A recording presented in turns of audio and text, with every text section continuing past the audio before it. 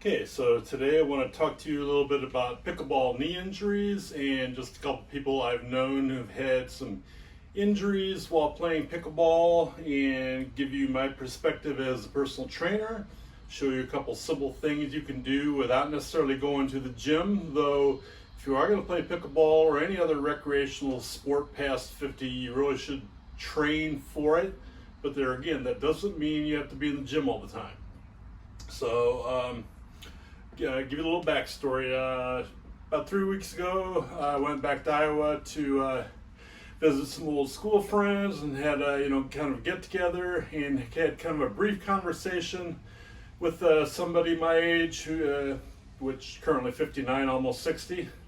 Was playing a lot of pickleball and then quit. And so I kind of asked him about that, and he said he had probably his knees and his elbows were hurting too much. Okay, so I'm gonna skip the elbow. There's all kinds of stuff on the internet. You can look up pickleball elbow injuries, but I'm talking about the knee. So and there again, we didn't have a in-depth conversation, and I was kind of on jet lag. And anyway. Some simple things to look at. If you're playing pickleball, there's not as much movement generally, as there is compared to tennis, and that's why a lot of people over 50 like playing pickleball. And from what I've seen, I don't currently play pickleball, but from what I've seen, a lot of the movements are smaller, shorter, quicker. So you need to be able to train specifically for that. One of the things I would look at first, if you have a knee pain related to pickleball, ankle mobility. How well does your ankle move? If your ankle doesn't allow you to get in this position, if it doesn't bend enough, it's going to put more stress on the knee to start with. There again, our joints kind of work as a unit, so if one joint doesn't move, the joint above or below has to do extra to pick up the slack. So that's one of the things I'd start off. How's your ankle mobility? Look at the joint above, hip. How's your hip mobility? Do your hips move easily in all different directions? And if not, that's one of the things I look at. And speaking for myself as an assisted stretching professional, hey, you may need some specific stretching to work on to increase your flexibility, mobility. Leg strength. Obviously, you need strong legs, strong lower body if you're going to play pickleball and try to avoid injuries.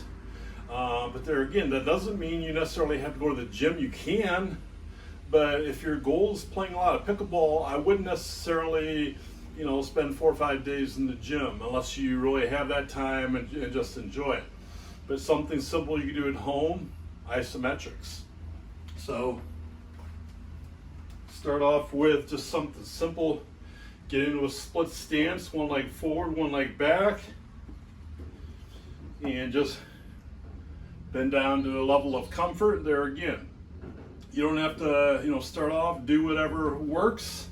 So don't force this, and just kind of hang out here for 30 seconds, then do the other side 30 seconds, rest, and keep, go back and forth 2 or 3 times.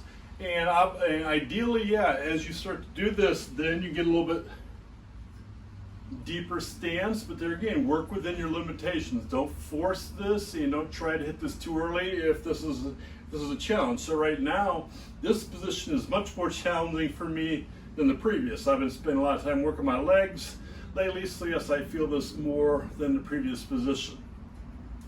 But I'm also a larger person, so body weight exercises for a larger person are a lot harder work than if you're a smaller or average sized person. So maybe you don't feel so much with the isometrics. So after you do, even say you get to here, then one of the things you can do to take it up a notch with body weight, contract harder. So now I'm trying to pull my front foot back as I'm trying to push my back foot forward. So I'm trying to scissors even though there's no actual movement, so I'm creating a stronger isometric contraction. That's the way you can take it up a notch. Or just add dumbbells. There again, you don't have to use very heavy, but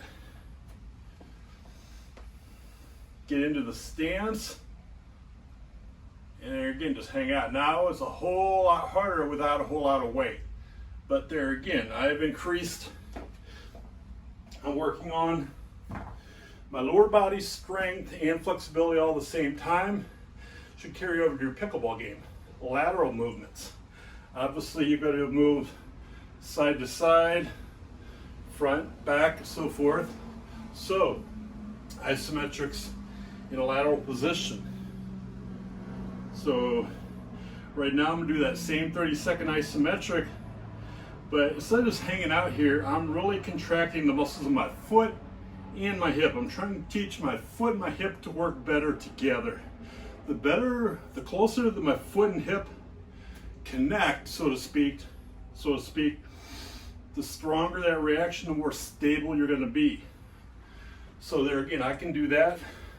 That's much harder, 30 seconds in this position than just going front to back, unless you go really deep with the front to back.